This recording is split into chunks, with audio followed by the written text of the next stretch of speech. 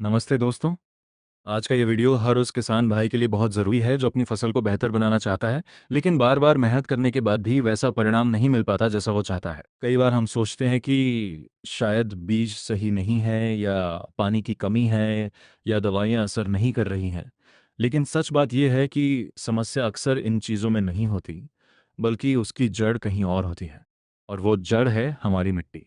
जी हाँ दोस्तों, मिट्टी ही वो आधार है जिस पर पूरी खेती टिकी हुई है। अगर मिट्टी की सेहत अच्छी नहीं है तो आप कितनी भी अच्छी खाद डाल लो, कितनी भी महंगी दवाइयाँ इस्तेमाल कर लो, या कितना भी अच्छा बीज लगा लो, फसल उतनी अच्छी नहीं होगी। लेकिन अगर मिट्टी मजबूत और स्वस्थ है तो सामान्य साधनों से भी अच्छी पैदावार मिल सकती है। इसीलिए आज हम इस वीडियो में मिट्टी को अच्छे से समझेंगे, बिल्कुल आसान भाषा में, ताकि हर किसान भाई इसे समझ सके और अपनी खेती में सुधार कर सके। सबसे पहले समझते हैं कि मिट्टी आखिर होती क्या है। जब हम खेत में खड़े होकर जमीन को देखते हैं तो हमें वो बस साधारण मिट्टी लगती है, लेकिन असल में मिट्टी एक बहुत ही जटिल और जीवित प्रणाली है। ये सिर्फ धूल या रेत नहीं होती, बल्कि कई चीजों का मिश्रण होती है। इसमें छोटे छोटे खनिज कण होते हैं, जैसे रेत, सिल्ट और चिकनी मिट्टी। इसके साथ साथ इसमें सड़ी गली पत्तियां, घास और अन्य जैविक पदार्थ भी शामिल होते हैं। इसके अलावा मिट्टी में पानी होता है, हवा होती है, और सबसे खास बात, इसमें करोड़ों की संख्या में छोटे छोटे जीव भी होते हैं जिन्हें हम आंखों से नहीं देख सकते। अगर इसे एक आसान उदाहरण से समझें, तो जैसे हम चाय बनाते हैं, चाय सिर्फ पानी से नहीं बनती, उसमें दूध, चाय पत्ती और चीनी मिलती है, तभी वो स्वादिष्ट बनती है। ठीक उसी तरह मिट्टी भी अलग अलग चीज़ों के मिलकर बनने से एक पूरा सिस्टम बनती है, जो पौधों को बढ़ने में मदद करता है। अब सवाल आता है कि मिट्टी इतनी ज़रूरी क्यों है। इसका सबसे बड़ा कारण यह है कि मिट्टी ही पौधों को पोषण देती है। जैसे हमें जीने के लिए खाना चाहिए, वैसे ही पौधों को बढ़ने के लिए पोषक तत्व चाहिए, और ये पोषक तत्व मिट्टी से ही मिलते हैं। हमारी पूरी खेती मिट्टी पर ही निर्भर है। चाहे हम गेहूं उगाएं, चावल उगाएं या सब्जियां उगाएं, सब कुछ मिट्टी से ही जुड़ा हुआ है। मिट्टी सिर्फ पौधों को खाना ही नहीं देती, बल्कि पानी को भी संभाल कर रखती है। अगर मिट्टी अच्छी होगी तो वह पानी को अपने अंदर रोक कर रखेगी और धीरे धीरे पौधों को देती रहेगी। लेकिन अगर मिट्टी खराब है तो पानी जल्दी बह जाएगा और पौधों को सही मात्रा में नहीं मिल पाएगा। इतना ही नहीं, मिट्टी हमारे पर्यावरण के लिए भी बहुत महत्वपूर्ण है। ये वातावरण में मौजूद हानिकारक गैसों को नियंत्रित करने में मदद करती है और पानी को साफ करने का काम भी करती है। कुछ दवाइयाँ भी मिट्टी में पाए जाने वाले जीवों से बनती हैं, जो हमारे जीवन के लिए बहुत उपयोगी होती हैं। अब अगर हम थोड़ा और गहराई में जाएं तो मिट्टी अलग अलग प्रकार के कणों से बनी होती है। कुछ कण मोटे होते हैं जिन्हें हम रेत कहते हैं।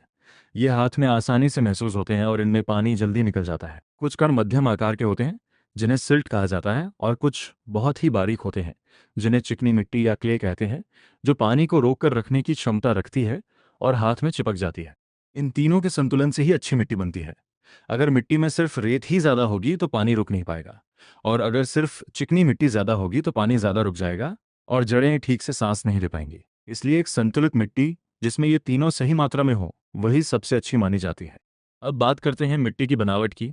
अगर मिट्टी बहुत ज़्यादा सख्त हो जाती है तो पौधों की जड़ें उसके अंदर नहीं जा पाती, जिससे पौधे कमज़ोर रह जाते हैं। लेकिन अगर मिट्टी नरम और भुरभुरी होती है तो जड़ें आसानी से फैलती हैं और पौधे मजबूत बनते हैं। एक बहुत ही महत्वपूर्ण बात जो हर किसान को समझनी चाहिए, वो ये है कि मिट्टी सिर्फ मिट्टी नहीं है, बल्कि यह जीवित होती है। इसके अंदर लाखों करोड़ों सूक्ष्म जीव होते हैं, जैसे बैक्टीरिया, फंगस और केंचुए। ये छोटे छोटे जीव मिट्टी को उपजाऊ बनाते हैं, पौधों के लिए पोषक तत्व तैयार करते हैं और फसलों को बीमारियों से बचाने में मदद करते हैं।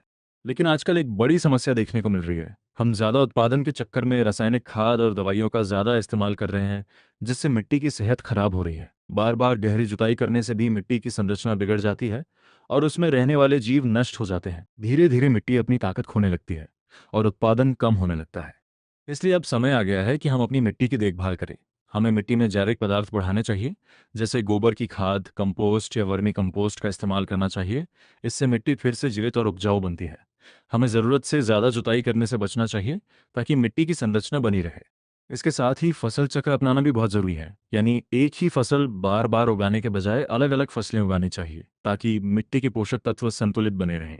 पानी का भी सही उपयोग करना चाहिए, ना बहुत ज़्यादा और ना बहुत कम। और सबसे ज़रूरी बात, रासायनिक खाद और दवाइयों का उपयोग सोच समझकर और सीमित मात्रा में करना चाहिए।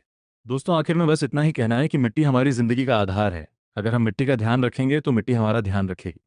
अच्छी मिट्टी ही अच्छी फसल देती है, और अच्छी फसल ही हमें अच्छा जीवन देती है। इसलिए आज से मिट्टी को सिर्फ ज़मीन मत समझिए, बल्कि इसे अपनी सबसे बड़ी पूंजी समझिए।